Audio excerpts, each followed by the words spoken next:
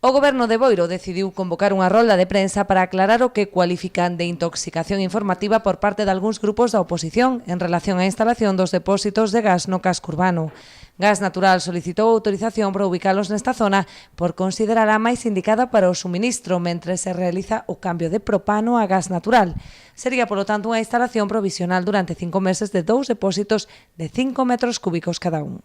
Esos depósitos vienen siendo del tamaño más o menos que se pueden ver en algunas azoteas, en algunos tejados de algunos edificios de Boiro. Concretamente en Boiro existen, según información que nos ha trasladado Gas Natural y Repsol Butano, existen 5, aún colocados en Boiro, incluso uno enterrado, cerca de la zona de Playa Jardín, los cuales no han causado hasta el día de hoy nunca alarma.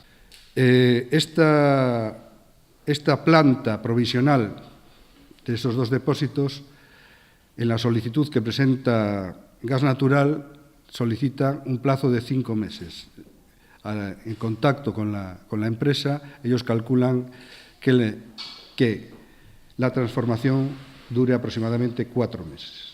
O tenente alcalde critica a atitude da oposición, posto que o Goberno puxo a súa disposición toda a información relativa ao proxecto da que dispón.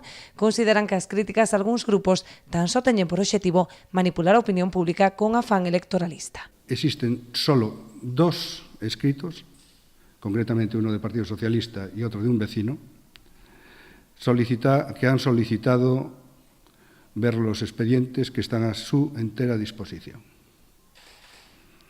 A su vez, representantes, comisarios políticos de Boiro Novo, estuvieron conmigo el pasado viernes, que yo había solicitado ver el expediente, lógicamente, lo tenía en mi despacho, se acercaron a mi despacho, que les había informado que en ese momento lo tenía yo en mi poder, lo recibí en mi despacho e incluso pudieron hacer fotografías del enlace.